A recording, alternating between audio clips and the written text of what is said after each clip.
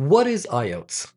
That's the question I answer in the first video of this What's IELTS series. And in this video, the question is, how does IELTS actually work? Because a lot of people know they need IELTS at some point, but they do not really understand the structure of the exam.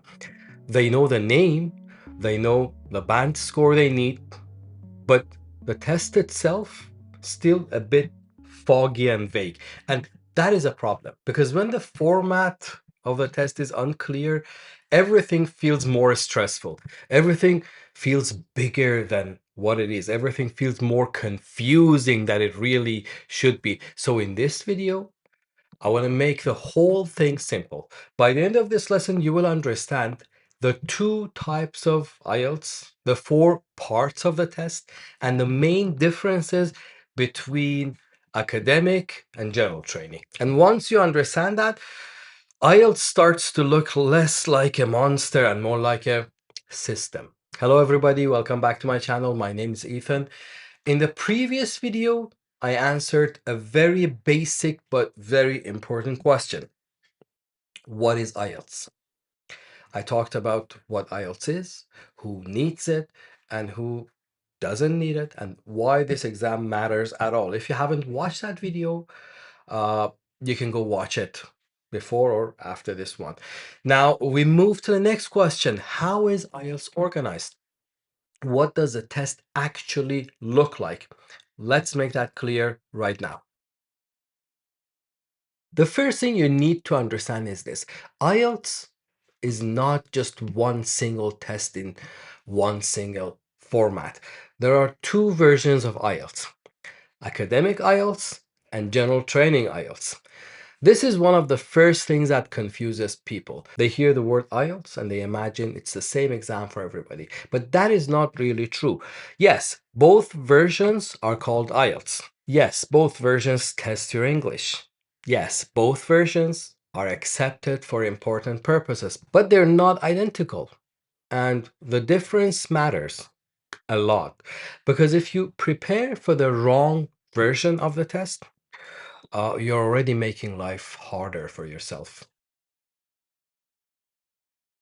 Now, very simply, academic IELTS is usually for people who want to study in higher education or apply for professional registration, for example, university, college, or certain professional fields. General training IELTS is usually for people who want immigration, work, or everyday life purposes in an English-speaking country. Now, of course, you should always check the requirements of the institution or the immigration pathway that you're going through.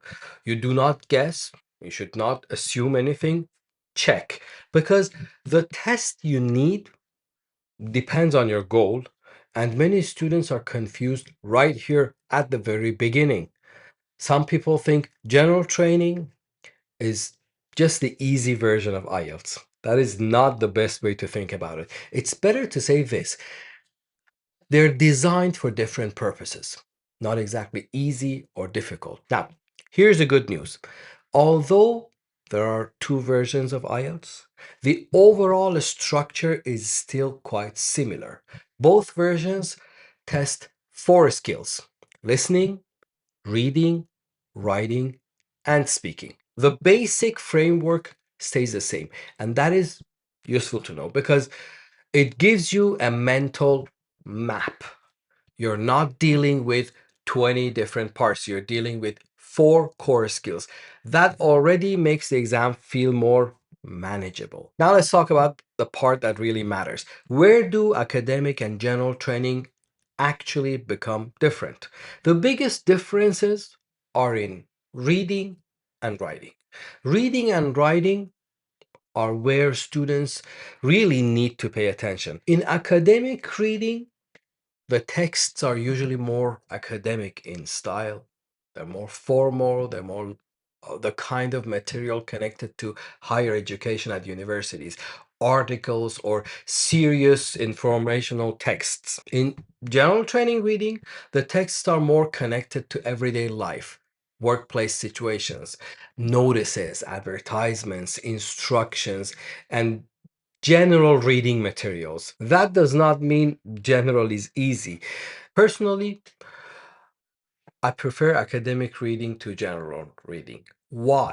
Because I've read a lot of academic stuff. I find going through advertisements and finding information a little bit messy. I prefer to read an article and answer a number of questions. But anyway, that depends on your situation and that depends on your background. Academic reading is more academic in tone and source of the text.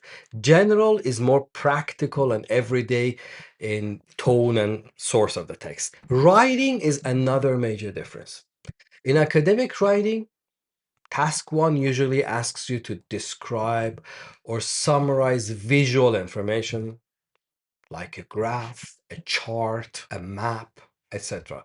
In general training writing, task one is usually a letter, and that letter may be formal, semi-formal, or informal, depending on the situation. Then in task two, both academic and general training require you to write an essay. This is why I emphasize that you shouldn't just study IELTS in a vague way. You should study your version of IELTS, because if you're preparing for general training, but you spend weeks studying graphs and charts, that is not the smart preparation. And if you need the academic IELTS, but you focus on writing letters, again, uh, that's not the right preparation. It doesn't help. Now, what about listening and speaking? These two sections are the same in both versions. Now let's talk about the order of the test. The test goes like this. First, listening, then reading, then writing. These three are done in the same test session, one after another. It's like almost 3 hours.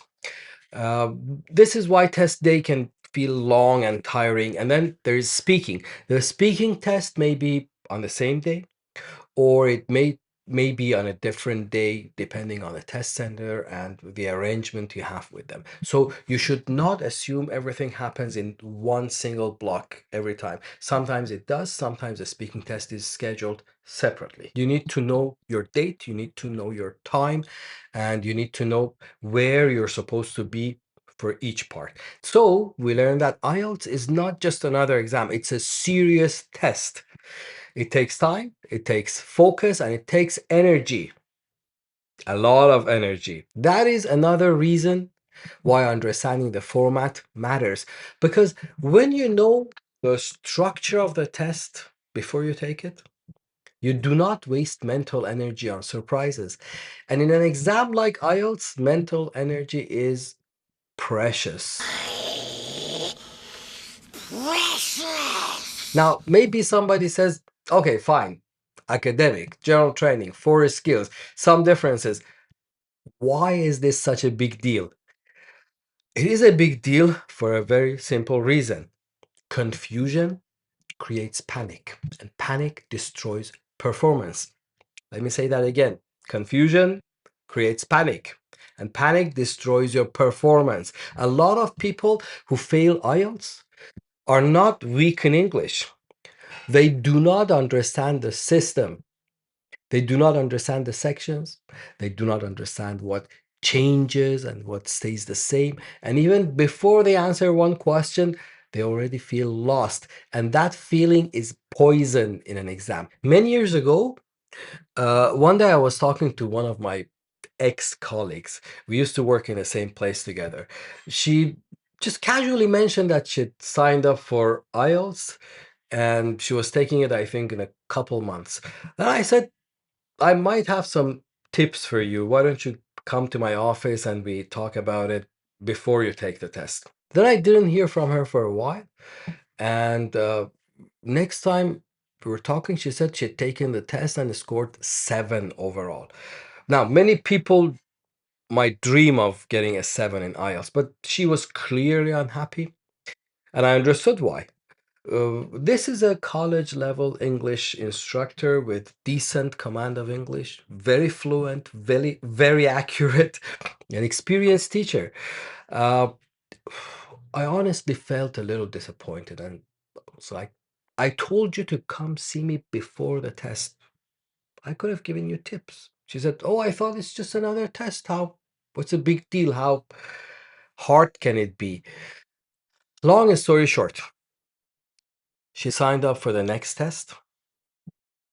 We met a couple times in my office, a few hours in total, and I gave her tips. I introduced the test to her, and her next score was 8.5.